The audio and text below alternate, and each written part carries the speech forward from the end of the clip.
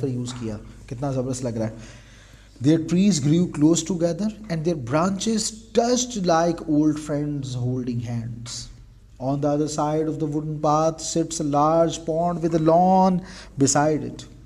Ducks quack loudly while kids chase each other on the flat green lawn. On the far side of the grass, comma, I see a glint of sunshine. Sunshine, अच्छा एक बात यहाँ पे कि हम past में बात कर रहे हैं कि प्रेजेंट में। क्वैक करती हैं, ठीक है, यानी इसका मतलब प्रेजेंट में ही हो रही है। The ducks waddled around eating bread crumbs that two grey haired ladies tossed towards them. ये देखिए टॉस्ड है, इसका मतलब पास्ट के ऊपर बात हो रही है। आई सा पास्ट है तो यहाँ पे फिर सी नहीं आएगा, आई सा द गर्ल आएगा। साथ साथ मैं ये भी बता दूं ना, अगर एक सेंटेंस पास्ट में है, जो स्टोरी होती है ना, स्टोरी तो हमेशा पास्ट में होती है। जब डिस्क्रिप्शन है अगर आप प्रेजेंट में लिख रहे हैं तो प्रेजेंट, लेकिन अगर पास्ट में है तो फिर आपको सारा पास्ट ही लिखना चाहिए, आपको पास्ट में ही रहना चाहिए, वरना गलती होगी। The large pond nearby was surrounded by thick grass as tall as a child. इसी तरह जनाब हम पढ़ते हैं आगे, आर्गूमेंटेटिव, एक आर्गूमेंट आपने लेना है। It is no exaggeration to say that America is divided over Trump's presidency, ये दूसरी बात। अच्छा, अब मैं एक आपके सामने जो है वो लिख देता हूँ ताकि आपको पता चले। जैसे मिसाल के तौर पर चले, मैं किसके ऊपर करूँ, आर्गूमेंटेटिव है ना, जिसमें आपने आर्गूमेंट देना है, ठीक है, एक चीज़ के ऊपर आपने स्टांस लेना है। तो चले मैं बात करता हूँ अबाउट को एजुकेशन। चले तो को एजुकेशन से रिलेटेड मैं आपके सामने बॉडी पैराग्राफ लिखता हूँ एक, देखिएगा जी। को education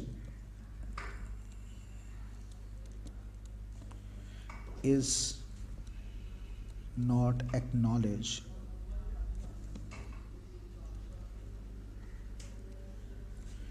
everywhere in Pakistan.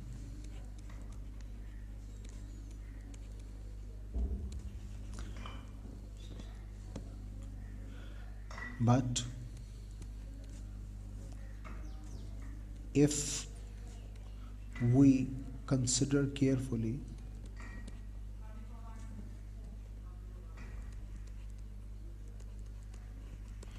it is obvious that this model is ideal for developing countries, especially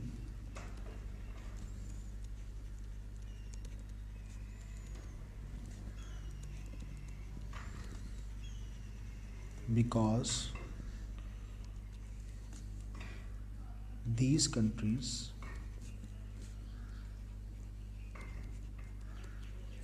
cannot afford separate buildings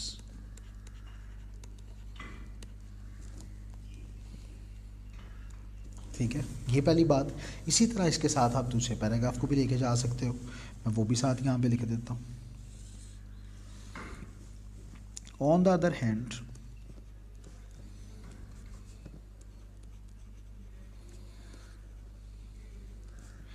people who are against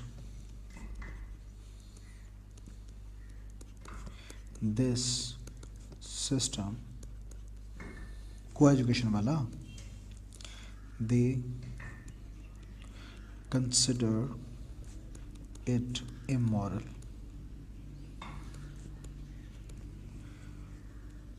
We need to understand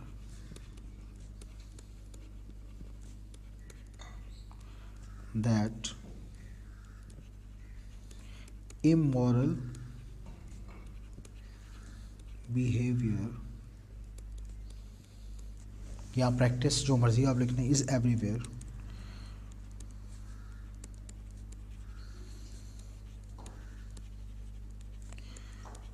We just need to make, इधर लिख देता हूँ, a check and balance like is done in other institutes as well.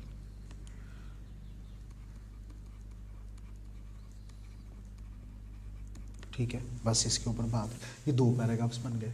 तो आप क्या कर सकते हैं कि आपके लिए paragraph writing is not a big deal, आप अच्छे अंदाज से कवर कर सकते हो, लेकिन डिपेंड ये कर रहा होगा कि आप किस तरह से किसी चीज़ को लिखते हो और किसी चीज़ के ऊपर आते हो। आर्गुमेंटेटिव है तो इसका मतलब है कि आपको कोई, इसमें देखिए कहीं पे कुछ ऐसा नहीं है कि जिसमें मुझे कोई स्पेसिफिक टेक्निकल नॉलेज की ज़रूरत पड़ी हो, तो यही हिसाब है कि specific technical knowledge is not required, the thing that is required is your planning.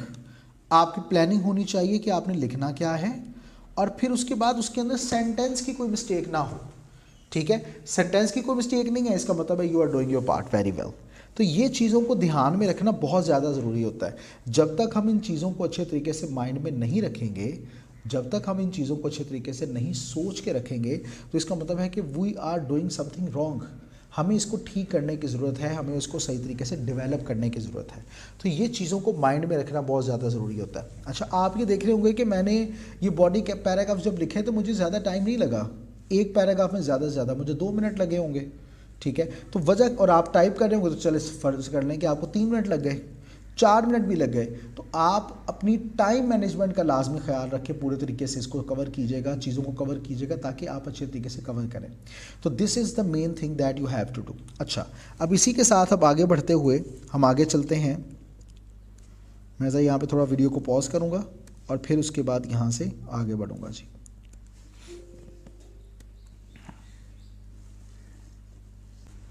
तो जनाब अब हम बढ़ते हैं अबाउट कंक्लूजन।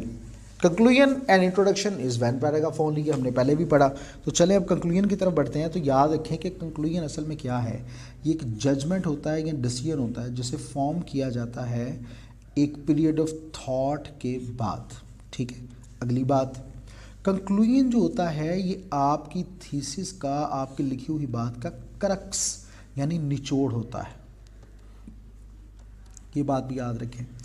तो आपका कंक्लूजन जो होता है ये आपके पैराग्राफ को कंप्लीटनेस का शौर देता है, सेंस ऑफ कंप्लीटनेस, कि जी हाँ जो था बड़े अच्छे तरीके से कवर हुआ and this is fantastic, very well done.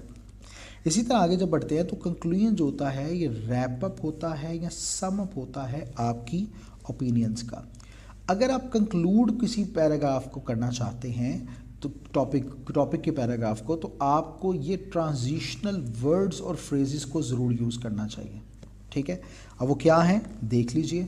To cut the pen short it can be said that. ठीक है, इसी तरह ओवरऑल, इसी तरह ordinary, ultimately, after all, in the final analysis, by and large, altogether, in brief, on the whole, all things considered as shown above, in a word, to summarize, on balance, generally speaking, all in all, as has been noted, in fact, obviously। तो ये सारे words हैं जिनको आप use कर सकते हैं। और कुछ ट्रांजिशनल वर्ड्स हैं, इनको आप लाजमी अपने माइंड में रखिएगा, यूज़ करें इनको अपनी लैंग्वेज के अंदर, दे आर वेरी इंपॉर्टेंट, और जितना ज़्यादा इनके ऊपर आप कंसिडर करेंगे this will be very good thing. तो याद रखिए कि जो कंक्लूजन होता है ये सेल्स पिच होता है। आपको याद होगा सेल्स पिच आपने पढ़ा होगा फर्स्ट ईयर, और स्टोरी थी, स्टोरी नंबर 1, और उसका नाम था बटन बटन। उसके अंदर था कि Norma thought that it was a sales pitch. ठीक है, she was sure no it was a sales pitch, she was sure now it was a sales pitch. तो ये सेल्स पिच जो है इसको कहते हैं कारोबारी हरबा। आगे बढ़ते हैं। तो कंक्लूजन जो होता है इसे कंसिडर किया जाता है one of the hardest parts होता है एक पैराग्राफ का, क्योंकि आपने अब जो कुछ भी लिखना है इसमें अपनी तमाम बातों को राउंड ऑफ करना है और अब इसको बड़े इंप्रेसिव और इफेक्टिव वे में लिखना है, इसलिए थोड़ा सा इसमें ध्यान जरूरी होता है। आप उस वक्त बहुत ज़रूरी होता है कि आप जितना बेस्ट पॉसिबल इंप्रेशन है वो अपने काम का रीडर पर डाल दें, तो उतना ज़्यादा अच्छा होगा। अच्छा, अगली बात, आपको रिकैप किसी तरह करना चाहिए सेंट्रल पॉइंट्स को विदाउट रिपीटिंग योरसेल्फ। रिपीट नहीं करना, ये मैं फिर बता रहा हूँ, कोई नए आइडिया के बारे में बात नहीं करनी। याद रखें कंक्लूजन ये नहीं होता क्या कि आपने इंट्रोडक्शन को रिपीट करना है, ये नहीं होता कि आपने बॉडी पैराग्राफ्स की समरी लिखनी है, ये नहीं होता कि आपने न्यू आइडियाज़ की बात करनी है। ये बड़ी इंपॉर्टेंट बात है, मैं फिर बता रहा हूँ कि कंक्लूजन में कभी भी इंट्रोडक्शन, समरी नहीं लिखनी पैराग्राफ्स, बॉडी पैराग्राफ्स की, या अब नए आइडियाज़ के बारे में डिस्कस नहीं करना। कंक्लूजन होता क्या है ये भी ज़रा समझ लें। कंक्लूजन होता है जनाब कि आपने कन्विंस करना है रीडर को कि जो आपने डिस्कस किया वो बिल्कुल ठीक है, याद रखो बिल्कुल ठीक है, और अपने रीडर को एक सेंस देनी कि आपने कंप्लीटली डिस्क्राइब कर दिया जो आपने उससे, यानी जो उसने आपसे पूछा है। अच्छा, अब मैं एक पैराग्राफ आपके सामने ज़रा कंक्लूडिंग लिख दूँ, जो कि आप ये रहा, to conclude by adopting some measures and all that. ये है, मैं चूँकि वो को एजुकेशन को लेके चल रहा था, मैं उसी के ऊपर ही चले एक आपके सामने कंक्लूजन लिख देता हूँ ताकि आपको भी पता चल जाए कि किस तरह से हम इसको कवर कर सकते हैं। जैसे को एजुकेशन है तो आप कहेंगे, मुझे ये बड़ा पसंद है ये वाला phrase, to cut the pen short, it can be said now that co-education is a way that is sustainable in developing countries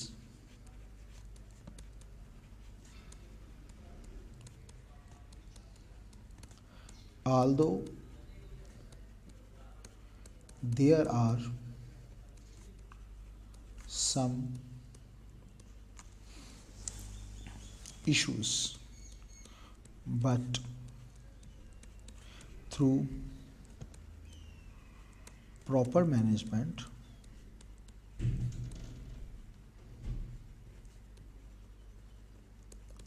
this can be resolved। ठीक है, डन हो गया आपका जो है वो कंक्लूजन, जो कंक्लूडिंग पैराग्राफ है वो भी कंप्लीट हो गया। तो आप इस तरह से चीज़ों को रैप अप करेंगे।